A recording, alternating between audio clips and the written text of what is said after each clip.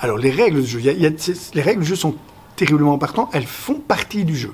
Alors, c'est un peu paradoxal parce que le jeu, c'est justement ce qui, en principe, permet de jouer entre deux réalités. C'est le jeu qui se produit entre deux éléments, entre deux pièces, par exemple, qui font qu'une machine va marcher. Par la petite différence qu'il y a entre la réalité et la manière dont on l'éprouve. Mais les règles du jeu, c'est ce qui va figer, d'une certaine manière. Le jeu, c'est le seul parti du jeu avec lequel on ne peut pas jouer. Si vous vous mettez à jouer avec les règles, eh bien, vous allez très très vite les pervertir. Et donc, il faut pouvoir accompagner les jeux d'un mode d'emploi qui va permettre à l'enfant de comprendre que dans un espace ludique qui est partagé avec un autre. Alors, si vous jouez seul, vous faites les règles que vous voulez. C'est le jeu qu'on fait chacun avec son imaginaire.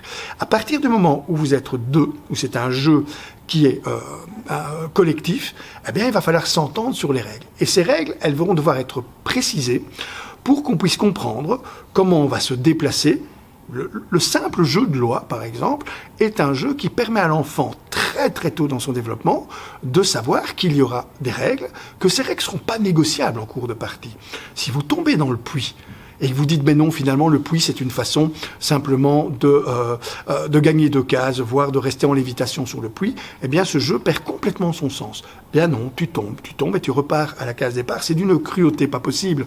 Et certains parents ont du mal à accepter l'idée que leur enfant puisse perdre. Eh bien, ils vont constater très très vite que leur enfant, si l'enfant perçoit qu'on le fait gagner sans respecter les règles du jeu, n'éprouvera pas de plaisir à jouer. Si par contre, il conçoit, parce que le jeu, c'est aussi une façon de jouer avec l'incertitude, c'est un plongeon dans l'incertitude, mais qui est réalisé dans un espace sécurisant, ludique, affectivement positif, qui fait que si vous arrive quelque chose, ce sera jamais catastrophique.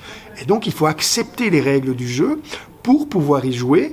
Et ces règles ne doivent pas être modifiées en cours de partie, ce qui va vous permettre de gérer vos déplacements et vos regroupements exactement comme on le fait lorsque, plus tard, on accepte les règles. Alors, il faut savoir aussi qu'apprendre à un enfant à respecter des règles, c'est-à-dire à obéir à des règles, plutôt qu'à obéir à des personnes, c'est sans doute la meilleure façon qu'on a de l'inscrire dans un idéal démocratique. Une démocratie, c'est un endroit où vous allez obéir à des règles, édictées éventuellement par des personnes, mais pas à des règles parce qu'elles sont édictées par ces personnes-là et parce que je dois obéir à ces personnes-là. Dire à un enfant « obéis aux règles fixées par ton enseignant », c'est différent de lui dire « obéis à monsieur et madame ». On doit apprendre aux enfants très tôt à obéir à des règles parce que ce sont elles qui vont gérer les fonctionnements collectifs dans les sociétés démocratiques.